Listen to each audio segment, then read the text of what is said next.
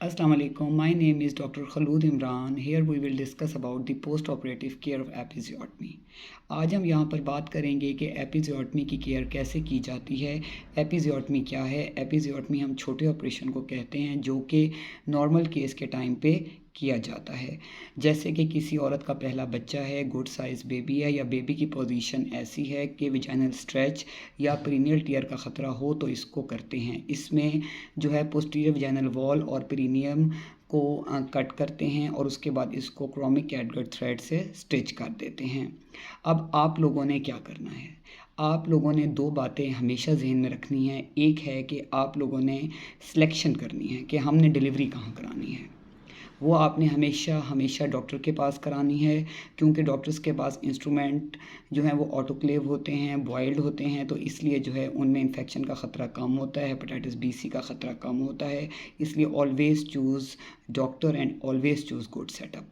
अब नंबर 2 आपने क्या करना है कि घर में क्या करना है। एपिजियोटमी अब आपकी हो गई है और आप डिस्चार्ज होकर घर आ गए हैं, तो आपने सबसे पहले स्टार्ट वॉकिंग। आपकी नॉर्मल डिलीवरी है, इट्स नॉट अ सिजेरियन, ये कोई बड़ा ऑपरेशन नहीं है। You can walk easily. आप वॉक करें, जितना अच्छा ब्लड फ्लो होगा उतनी जल्दी ही स्टिचेस भर जाएंगे और साथ में बॉवल मूवमेंट्स होगी, जिसकी वजह से कॉन्स्टिपेशन या कब्ज़ नहीं होगी और टाँके खुलने का ख़तरा नहीं होगा।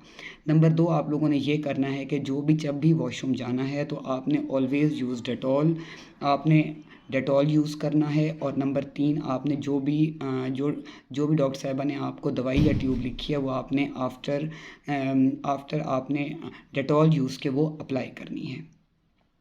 नंबर 3 आपने सिट बाथ्स करनी है। आपने वार्म वाटर लेना है, उसमें डेटॉल ऐड करना है। You can add Pyodine also and sit on it. Always take care. नीचे सफाई का आपने ख्याल करना है, हेयर्स आपके रिमूव हों और गुड हाइजीन हो, गुड डाइट हो।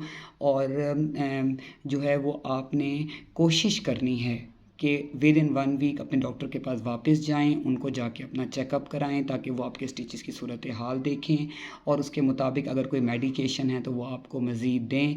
लेकिन अगर आप अपनी हाइजीन की, सफाई की, टाँकों का ख्याल घर में अच्छी वॉक से, डेटॉल से, सफाई से आप करेंगी तो आपको बिल्कुल भी किसी किस्म का मसला नहीं होगा। Thank you so much. अल्लाह हाफिज़।